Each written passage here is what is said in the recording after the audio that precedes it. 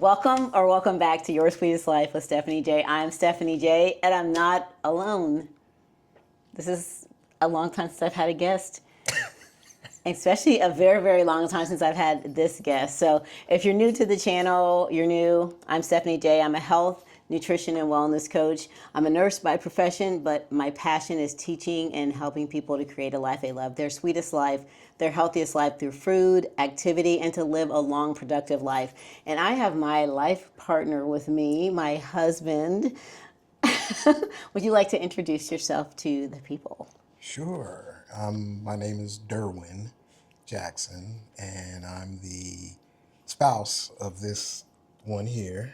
And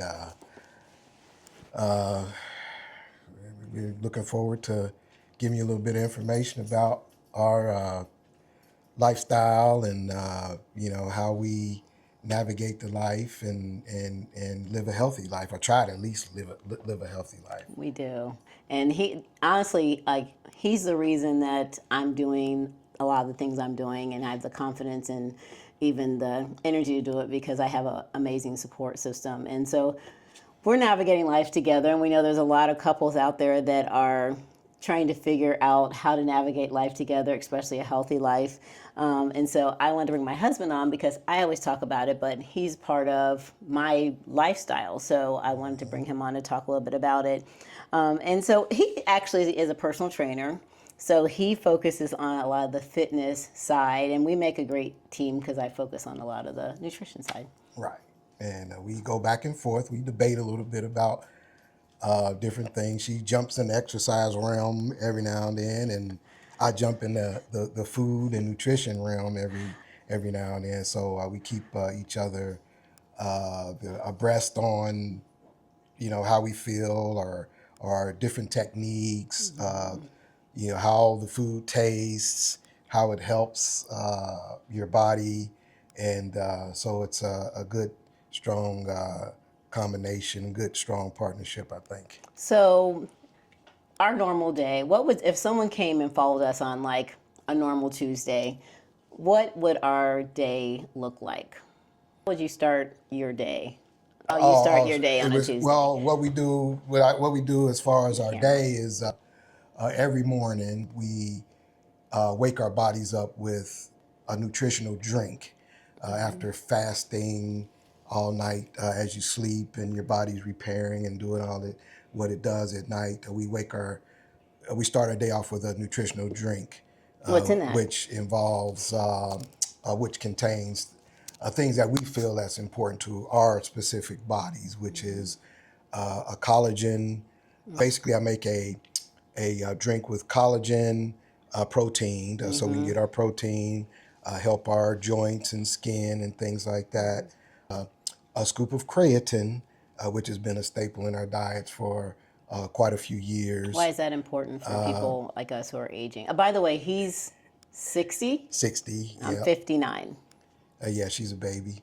So creatine is good to basically keep your cells hydrated when you're drinking enough water. And that basically helps with your brain function, your physical. Some research says that sometimes it gives you an extra push in the gym. We also a scoop of beetroot powder, which is great for circulatory system, which is an important thing for me individually, is my circulation. Looking at my history, my family history of stroke and things like that. So we do that, and then we do a scoop of a probiotic to help get our digestion started with the breakfast and things like that. And then we drink that, and then we go into. She does some extra stuff actually. Yeah, she wakes up before I wake up, so she actually does another drink. So in the morning I start my day with lemon and ginger, and I started that actually. I always did hot lemon water because I always heard it was really good for like getting your digestion started. And so when about 2 months ago, I'm going to talk about this I think next month in the newsletter. So you stay tuned if you're not If you're not registered or part of the community, you can join the newsletter, and the link will be in the YouTube link here as well as in the podcast. And so I'll be sharing that. But I started that journey about 2 months ago, healing my gut, and my gut kind of dysbiosis kind of happened just from medicines I was taking for, I had an allergy issue with my asthma, but ginger and lemon, I start my day with that to heal my gut. And then I'm a morning workout person. I've always been, probably like most of our married life, I've gotten up before everybody else and worked out. And that's kind of how I get my physical activity in during the day. What are some things that you do? Because you're a little different. You don't like to do all the hippie workouts is what he calls them. You don't like the hippie workouts, Yeah. but what are some things that you do that are maybe aren't considered quote unquote exercise, but are good for your health and wellness? Well, I do some stretching. In particular, I do things related to my legs and making sure that my circulation, again, we go back to that as far as me. So when I walk the dog, we have a little dog, I'll go out and I'll do 20 or 30 body weight squats just to make sure that my groin and my quads are firing or waking up in the morning. I've been doing that for a while now. I've had some hip issues a little bit, and I think it's been helping that, and lower back issues. So me personally, as a youngster, I never saw my parents do any type of squatting or anything. I don't even know if my dad could even squat down at 60 years old. And then eventually, his life, he had issues with his legs. So make sure that I'm squatting at least 20 body squats just to wake my legs up, get my legs, my groins and quads stretched. And I think it's been helping me quite a bit in the morning by doing that. And that's a little different because sometimes people always think you have to do some big exercise, big workout routine, but there are simple things that you can do, even like you mow the lawn. Oh yeah, it's another thing. I don't particularly enjoy doing treadmill work, elliptical or anything like that. I'll go out if it's 90 degrees outside, and I don't recommend this for everybody, but it's just me. Check with your physician first. Right. Put a hoodie on, and if it's 80 degrees, I'll mow the lawn with it, just to get a good sweat. And but I have to stay hydrated. One quick story behind that motivation is one of my dear neighbors. We've been living in our community for over 20-something years, and we moved in pretty much right at the same time as a neighbor. At the point when he stopped actually mowing his lawn and he started hiring a person to mow his lawn, to me it seemed like his health started declining. So I just make it a point that I just at this point in life, I am not going to hire a person. You do what you do, right? But I'm not going to do that. That's your business, right? I make it a point. I just incorporate it into my health routine. And that's a great way to get physical activity in that's not considered like, the workouts. I think sometimes people always think that they have to do some specific workout on YouTube or go to a workout class, but there's things that you've already mentioned that you can do right at home that are part of normal living. So people don't think about like their everyday life activity. So you actually work a job. I work a very sedentary job. My job is behind a computer and sitting. But one of the things that's really helpful for your health is the job you work and the fact that you're on your feet a lot. Yes. The job I have currently, I have to wake up really early in the morning, 2:30 in the morning actually. Shift is pretty much standing on my feet. I think it's helping me because I'm starting to burn calories a lot earlier in the morning. It's keeping me on my feet, moving around, and so that is helping me quite a bit, I think. I think that's some things people don't think about is that, like, even those things, those type of activities, if you have a job, like for me having a sedentary job, I make it a point Like most of us have Apple Watches or some type of watch that tells you it's time to get up. And start walking. Take a walk to the bathroom. Take a Right. walk down the steps. Stay off those elevators and Yeah. start walking some steps. Take the steps, exactly. Make it simple. Take the steps. And those are some really simple ways that you can get activity in and keep yourself healthier and longer. I mean, most of us want to live a long, healthy life and be active. You want to talk a little bit about like your parents and, some of their longevity things that you saw that maybe were effective or some things that maybe, they could have done differently that now you're doing differently? Yeah.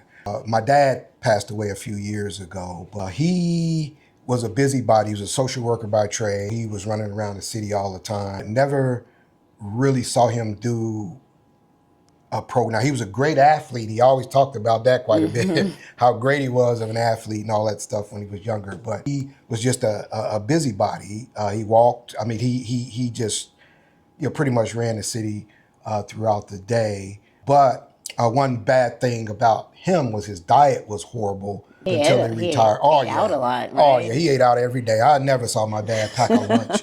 And then I would go to the neighborhood little restaurants that he would go and these people would know him like firsthand, like, and so peace. One thing I've always observed how my grandparents lived and how they passed, and I will always watch my parents how they did things. Now my mom on the other side, she was a nurse by trade, and my mom was a no stress person.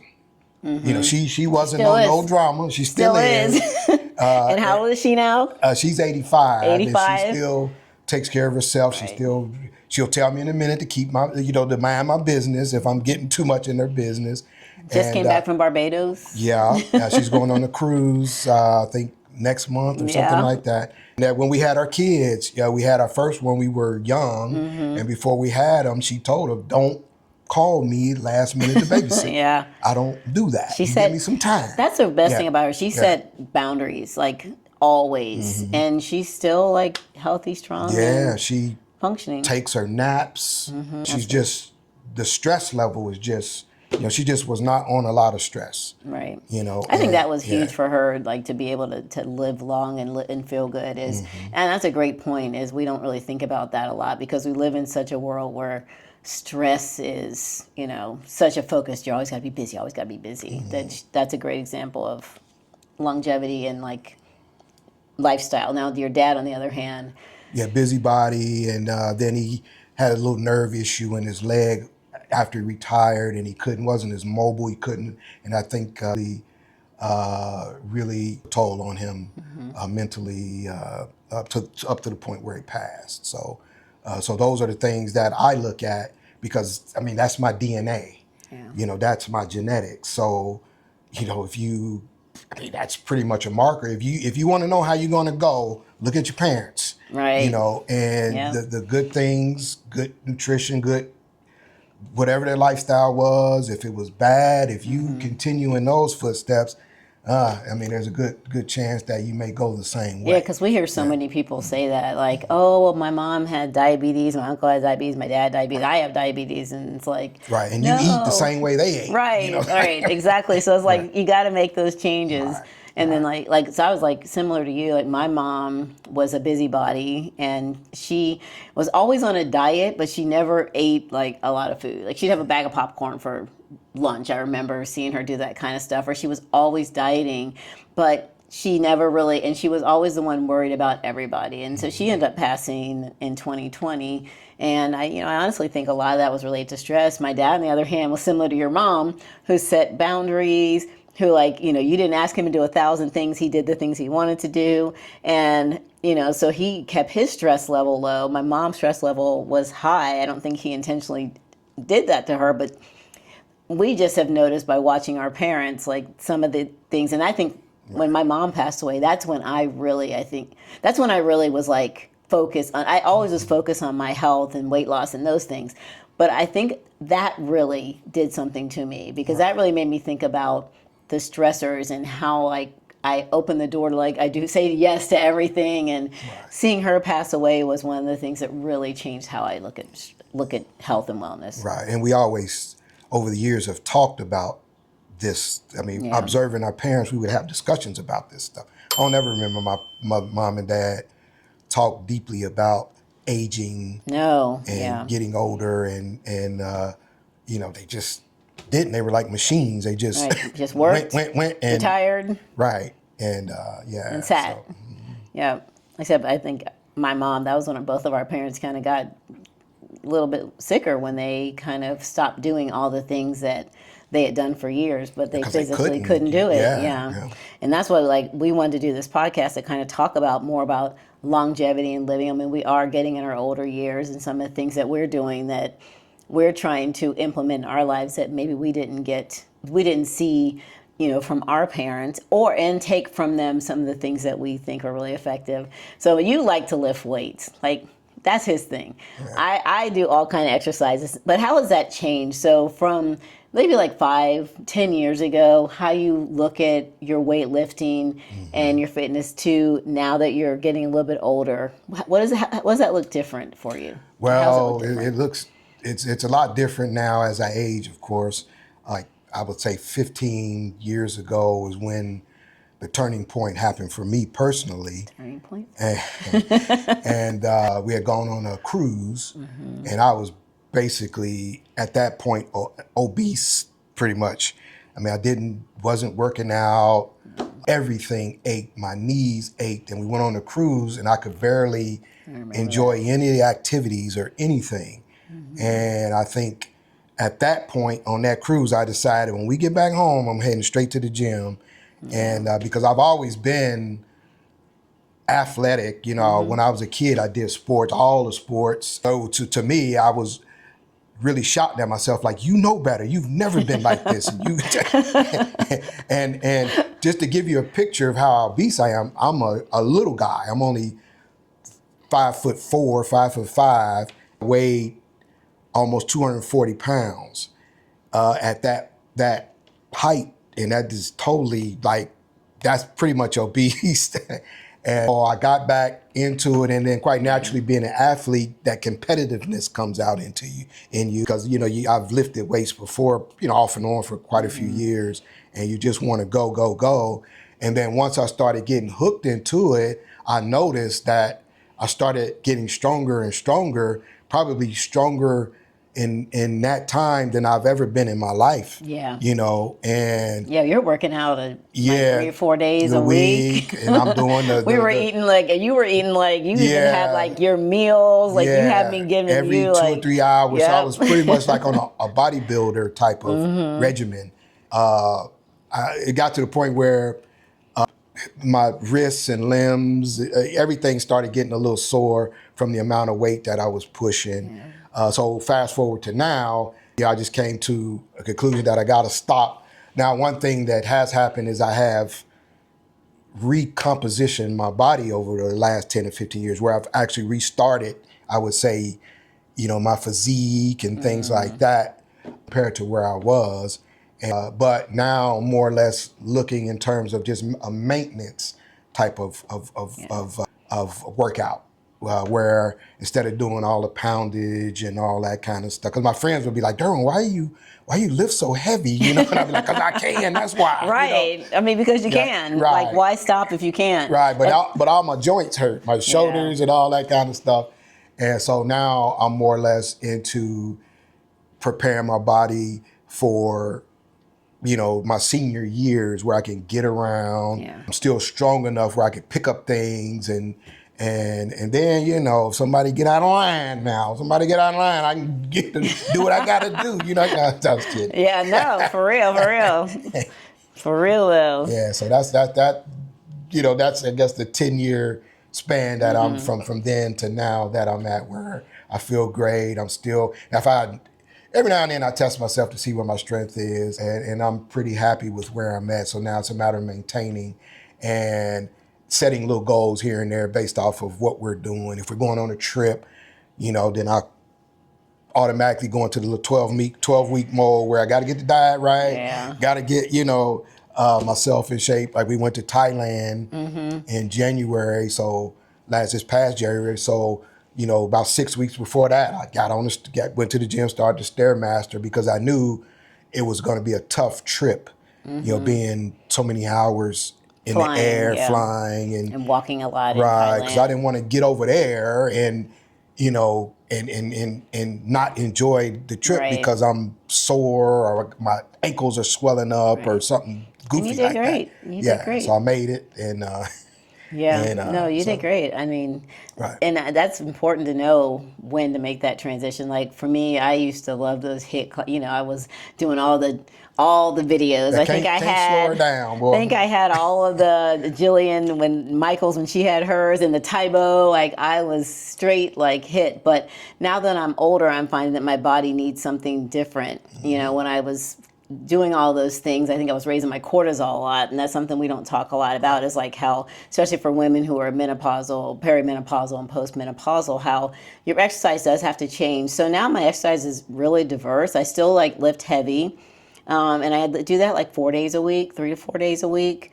But I have enough weights I can work out at home like days a week. We don't have enough weights to lift for him. So I usually go to the gym. We go to the gym together 1 day a week. And then I always add in Pilates, and I've added that in twice a week. And then I also make sure I get my steps in. So I'm like, I try to get 8,000 to 10,000 steps in just because I work a sedentary job, because it's so easy to not do that. And so that's kind of how I've changed mine over time. I wasn't really, when I was younger, thinking about getting steps in. And plus, nobody was talking about that. You just, like, were active. It wasn't a big thing. But everybody was doing all the cardio stuff. And so that's what I was doing. But definitely keeping the resistance training in. And he really has helped me with that because, I mean, I did bodybuilding a while ago. But before I did bodybuilding, you were lifting in the gym well before that. And so like we had our battles in the gym though when we first used to work out together. This is probably 20 years ago, 20 or more years ago, because he would try to tell me what to do and I was not really receptive. Look, he's like silent. No, that's it. No.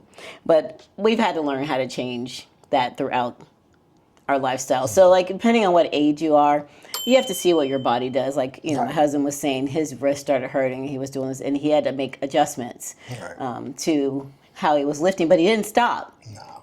That's the key. Didn't There's stop. a gazillion exercises that you can do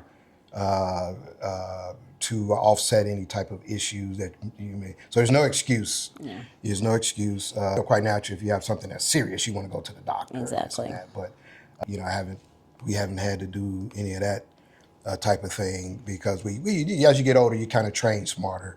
Yeah. But back in my younger days, I wouldn't care if my shoulder was hurting. I'm still pushing through it, you know, and I can't do that now. Yeah. No, I will stop until they complete. Well, if it takes 3 months, I won't do that exercise for 3 months. But the key is going back to it. That's the key. Some people stop and then they just never go back. Right. And then a lot of it is technique based. If your technique is kind of bad, that will cause strains in your joints and stuff like that. But after you're doing all that lifting, here's the thing that people don't think about. You got to get rest. Right. You got to get rest and recover. So this is the king of rest. I have tried all these years and I'm finally becoming like my husband. I don't know. Not really. I can't sit and rest as much as you do. I can't get her to stop one day. I can't. I like to move. But what are some of the things, like, I know your routine is different depending on whether you go to work or not, but you do have a set routine to get your sleep in, even though you get up at 2:30 in the morning. What does that look like for you? For someone out there who might get up at 2:30 who doesn't have one? Well, first of all, you have to make sure you get you have to, if you have to go to sleep at 8:30, 8 o'clock p.m., even though it's light outside, you just have to try to get your 6 hours at minimum. At minimum. You know, as much as you can, and, you know, because that's key. And for me, like working out, sometimes I still get sore at 60 years old. I get sore, and I make sure that I keep my magnesium. I take magnesium or do a Epsom salt bath or whatever, because you lose all of that when you really work, and that the magnesium relaxes your nervous system so you can actually sleep. You taught me that. Yeah. I was never a bath person. I was always a shower. Yeah. But you try that, boy. You sleep like a baby.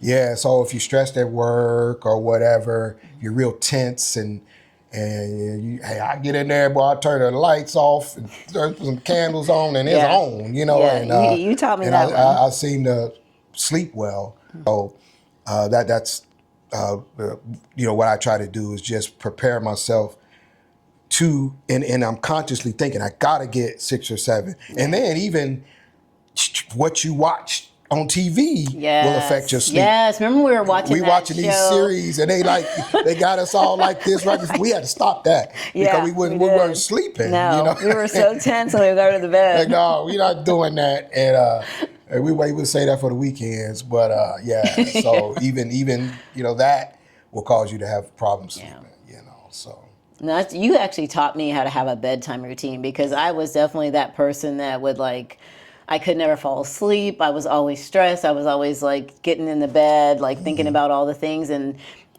over the years, like I didn't start taking baths, I think, until probably, I don't know, maybe 10 years ago.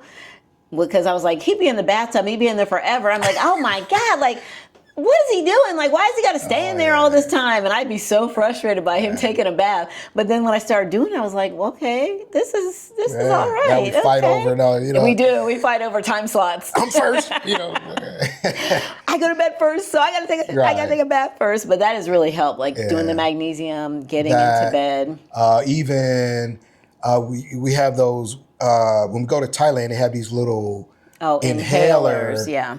and it's pretty much a staple in most Thai people's homes. me. Are these little menthol head? Yeah. You know, in order to clear up my nasal passages before I sleep, I may sniff on that Yep. just to, you know, open up my nasal passages. I try to do anything. I just to sleep. We have all kind of. I got a neck device that gives you like little pulses. So that's just me. Yeah.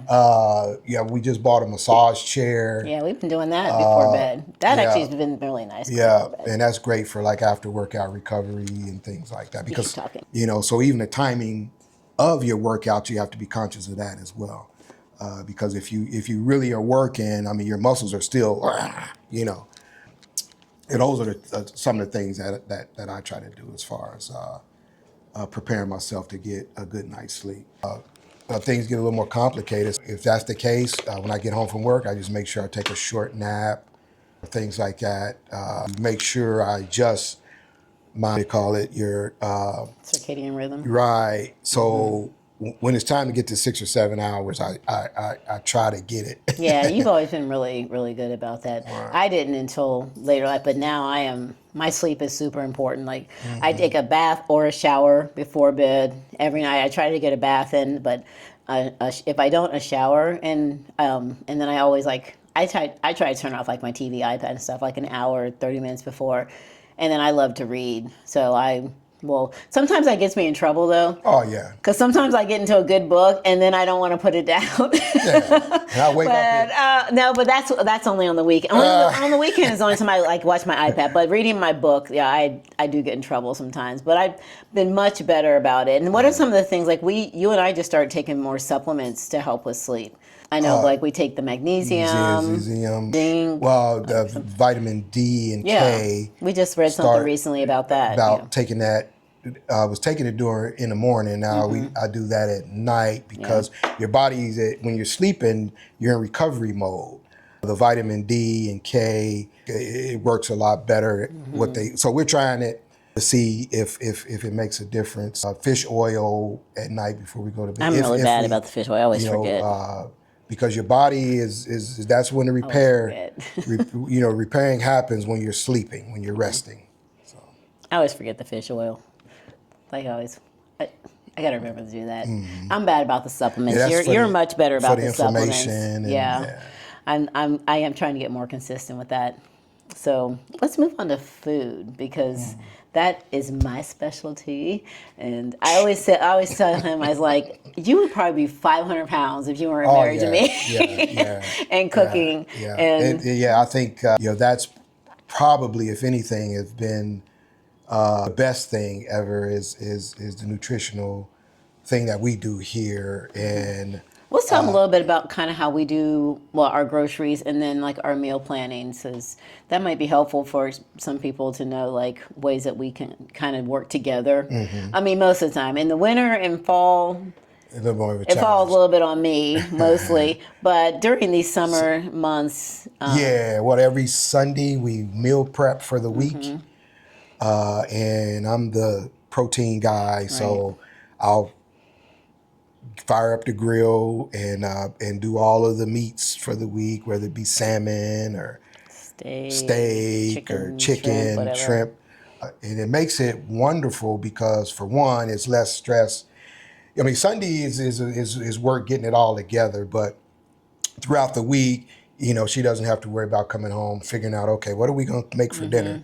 All I do is open the refrigerator and I can pick whatever I want Right. to eat for dinner. Yeah. So that's actually been one of the better things we've incorporated over the years. And we is kind meal of, I prepping. mean, meal prep kind of started just because when our kids were school age and I worked night shift, and so like I didn't want to have to always cook dinner, so I started meal prep before meal planning and all these things were out there. Right. We were doing meal planning like probably a couple decades ago, and it does make it easier. So like yeah, we always start with our protein, and usually we'll then I'll do all the sides, and we try to keep it simple. Like we just try to keep it with vegetables. Every now and then I like to like try a new recipe and mix things up, and I like to create recipes, so that's part of it. But most of the time we stick with really keep it simple and keep it with our proteins. Right. And that's how, I mean, that's kept us on track. We're both, really energized. We always have healthy meals, lunches. We have those already prepped and everything. Right. And it now once a week, could be Thursday or Friday, we do go out to have dinner out. As a couple, we've been doing that for Oh my gosh. quite a few years. Quite a few years, but yeah. but I think one thing that I've noticed, as we have done the meal prepping, it actually makes it a lot difficult to make decisions on where to eat because you're so used to eating at home. Right, yeah. And so, I mean, it's really tough. Yeah, because Yeah. also, I mean, like, we make pretty good food. So it's hard to go somewhere and pay money, and you're like, we Right. could have done better at home. Right. So lastly, we talked a little bit about, we're going to talk a little bit about joy, and you talked about your mom and like being low stress. And as we Right. move into our older age, one thing that we've talked about this is really want to have more joy. We Right. want to be happy. We want to really have more energy. What does that look like different from you going into your 60s versus like maybe when we were in our 40s and when we Well, had kids at home I can and- say personally, I made a conscious decision at age of 50, 10 years ago, to, you really start looking forward and you're like, you know what? Man, I don't have that many years No. left on this earth. I used to always, I've always been a person who's kind of laughed at myself and made light of a lot of stuff. But, you used to take those surveys and then have your ages grouped. I hated You those have surveys.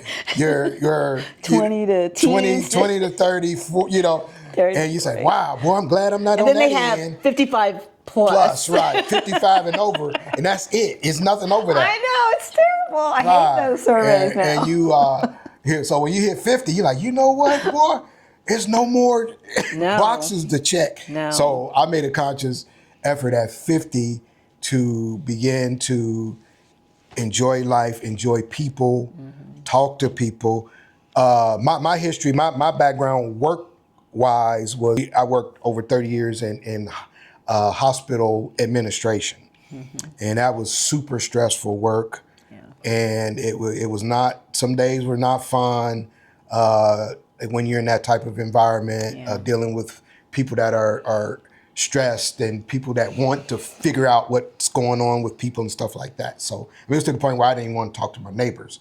I came home, like, I don't even want to talk to them, Yeah. But now at 50, I don't really care. I enjoy talking to people now. Hearing people's stories has just been amazing to me. Yeah. And that's how I feel at 60. It's like, wow, it's like this whole new world just clicked and opened up like the next level of a game that you've been stuck at. Yeah. And it's just, open that level up. And I highly suggest people really, really, all this craziness on TV and social media and all this kind of stuff.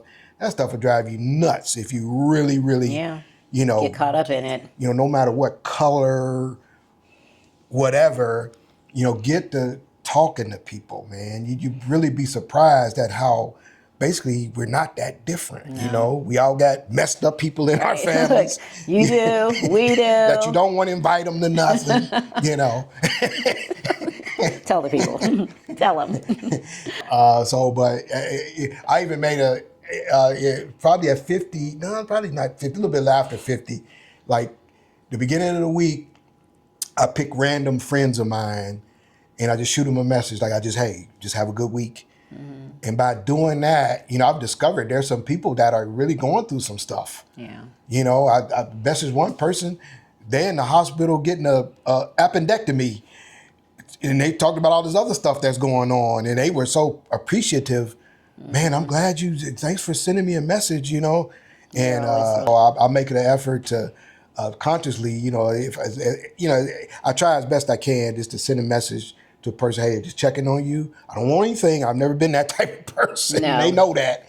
And, so those are some of the things that I'm looking at that has added joy to my life at age 60.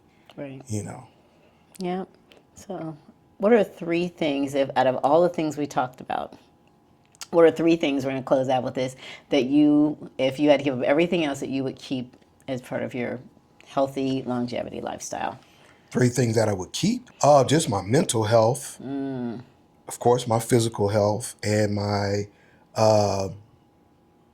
nutritional health, all 3. I always say that those are the key to a healthy lifestyle, getting your mental. Yep. That yoga is just whatever you have to do to have peace for a minute by yourself without no noise. Yeah. And staying active and trying to eat healthy. Yeah. I think really those are the three things that okay. I think, yeah. Okay. Well, thank you, babe. I appreciate Well, thank you, babe. This is what I have to deal with. Not this is the real thing. I always tell her, like, I came from a little funkier side of the street back in the day. She came from a different side. I came from a little higher up here. So we complement each other. We do complement each other. Well, you guys, thank you so much. I hope this has been helpful, beneficial, especially if you're in a couple and you have a spouse. Maybe your spouse isn't as healthy as you and you really want to get him on track. Hopefully, well, he about to get on track, because if she getting herself right, boy, that's a lot of pressure. Like, get yourself right. I love that. That's a great way to close out. Buddy. So that's all you do. Let your husbands know they got to get themselves right. So thank you guys for joining us on this special edition of Your Sweetest Life with Stephanie J. We'll catch you on the next episode. Don't forget to like, comment, and subscribe. We'll catch you next time. Bye. Every single day.